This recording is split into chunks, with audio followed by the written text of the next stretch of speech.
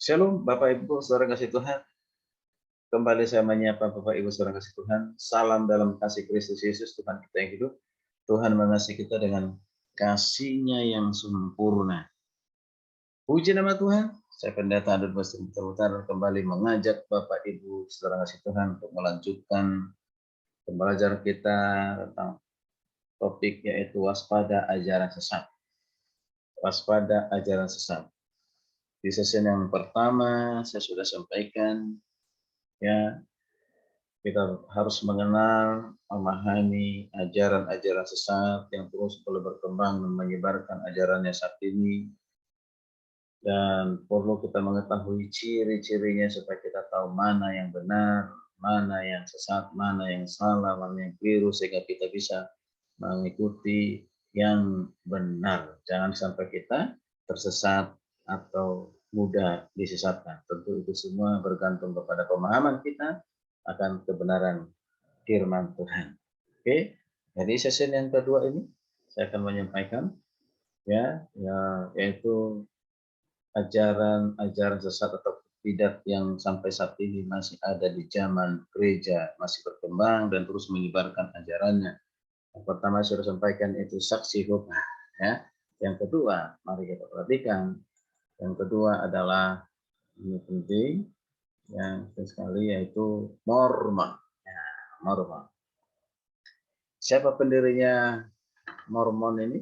Ya, bidat Mormon ini adalah Joseph Smith, yaitu lahir 23 Desember tahun 1805 ya, di Sharon, Provinsi Windor, Amerika Serikat.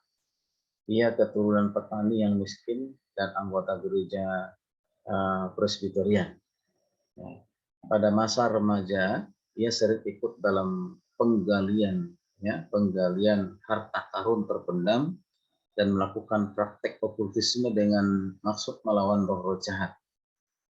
Ya, gerakan ini menyebut dirinya sebagai gereja orang kudus pada akhir zaman. Nah, ini di Indonesia ada ini ya. Saya pernah lewat jalan Saharjo, Manggarai sana. Itu kalau kita dari Manggarai sebelah kiri itu ya ada ya, yaitu gereja orang-orang kudus pada akhir zaman. Ya, ini yang didirikan pada tahun 1830 oleh ya dari Amerika. Ya, oke. Nah, perhatikan apa ajaran dari Mormon ini. Menurut mereka Allah itu adalah Superman, mempunyai badan, dapat dilihat, dapat diraba, tetapi mempunyai kekuatan luar biasa. Wow, yang sekarang mungkin ada Superman, film-film Superman. Nah, ini mungkin diambil dari ajaran ini ya, mungkin ya. Nah, Allah itu adalah Adam yang sudah dipermuliakan. Jadi kepercayaan itu Adam yang diciptakan yang pertama sudah dipermuliakan. Nah, itulah Allah itu sendiri. Wow. Nah, jadi mereka mengajarkan bahwa Yesus itu adalah Lucifer yang dilahirkan karena hubungan antara Allah, yaitu Adam yang sudah dipermuliakan dengan Maria. Wow, ini ya. Ini ajarannya bahaya sekali.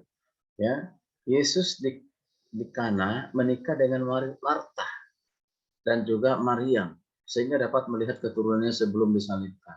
Nah, ini juga ajaran sesat ya, yang Mormon mengajarkan bahwa Yesus itu kita memahami ya, ada kalau kita bisa membaca memahami Yohanes 2 ya 1 sampai 11 itu tentang pernikahan di Kana.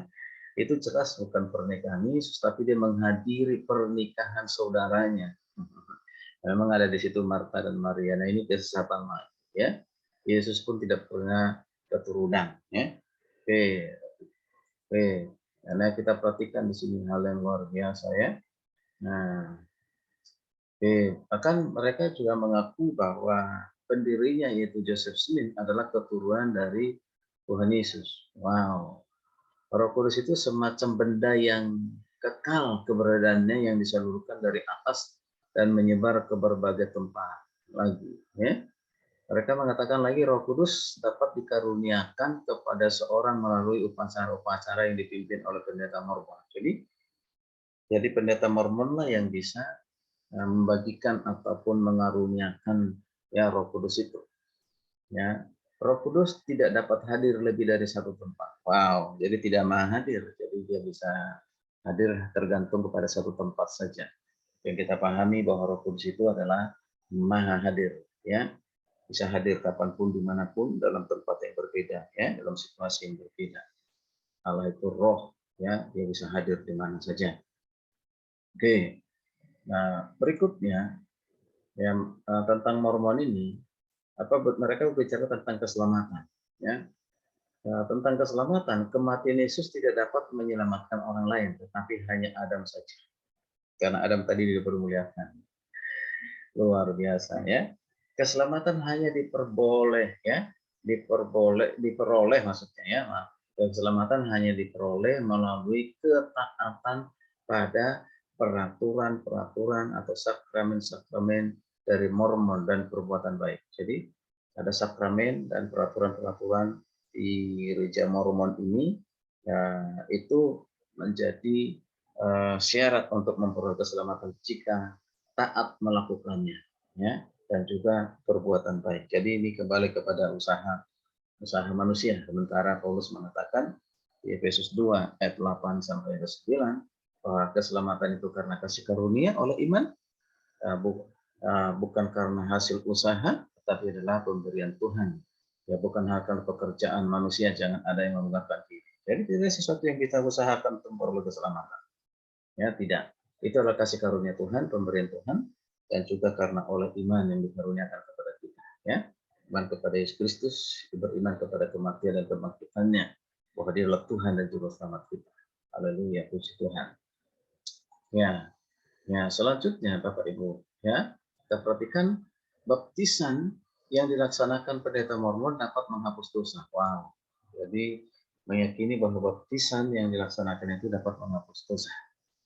Dengan kata lain, baptisan merupakan syarat mutlak untuk mendapatkan keselamatan. Jadi kalau mau selamat ya harus dibaptis gitu. Nah itu. Nah, orang yang sudah meninggal, ini paham mereka tentang orang yang sudah meninggal, itu bisa diselamatkan itu dengan cara ya anak famili mereka masih hidup, ya dapat menggantikan mereka untuk dibaptis. Wow.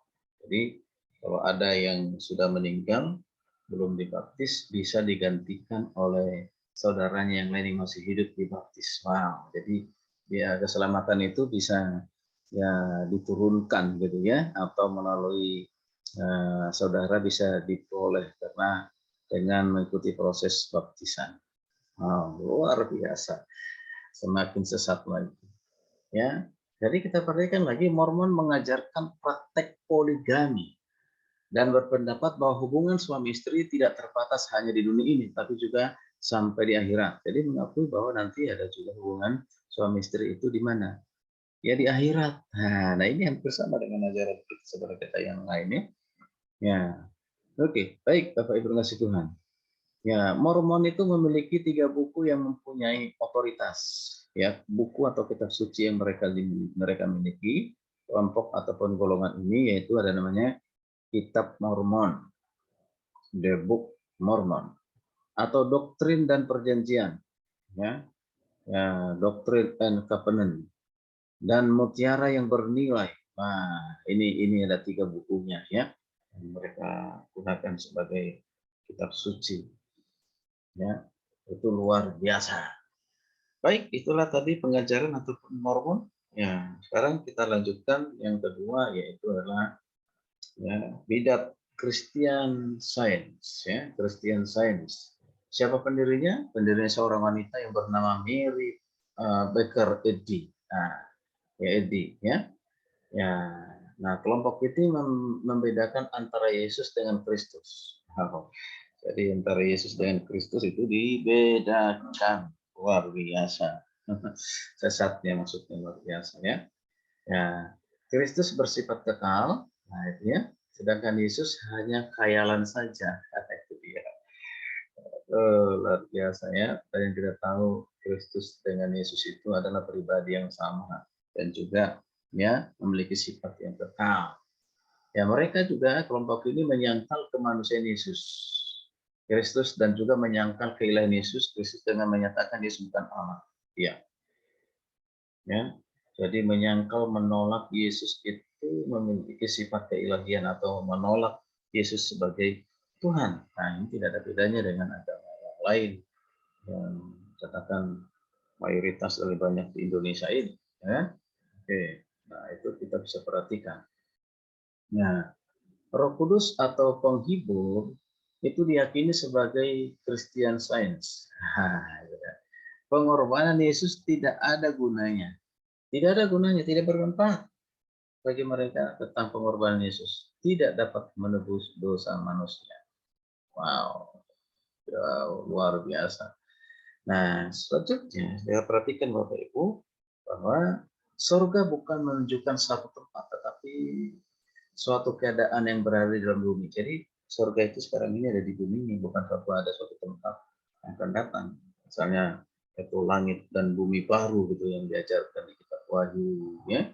Nah, yang diturunkan dari surga di kitab Wahyu kita bisa temukan Wahyu 20 sampai 21, ya. Nah, itu. Jadi tidak ada tempat itu. Jadi ya itunya ada di bumi yang sekarang ini. Nah, neraka. Ya, neraka menurut mereka hanya merupakan konsep pemikiran manusia yang biasa akan menambahkan kerisauan dan kesusahan hati manusia. Jadi mereka itu di neraka. Itu hanya satu konsep pemikiran manusia. Sehingga buat mereka manusia menjadi takut, risau. Nah, wow, luar biasa. Jadi menolak keberadaan neraka. Padahal Alkitab sangat jelas bahwa neraka itu nyata. Ya, ada bagi orang-orang yang tidak percaya kepada Kristus. Itulah tempat penghukuman yang kekal, penghukuman untuk selamanya. Ya, bahkan di situ akan mereka mengalami kematian kekal. Silakan itu baca di Wahyu 21 ayat yang 8, ya.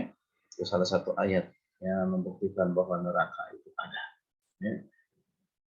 Oke, baik Bapak Ibu kasih Tuhan, kita lanjutkan untuk berikutnya nanti adalah Children of God. Nah, Children of God. Ikuti terus ya pengajaran ini supaya kita lebih paham lagi, lebih tahu lagi banyaknya ajaran-ajaran sesat, bidat-bidat yang sampai saat ini masih ada dan berkembang ya di zaman ini. Puji nama Tuhan. Shalom, Tuhan Yesus memberkati kita sekalian.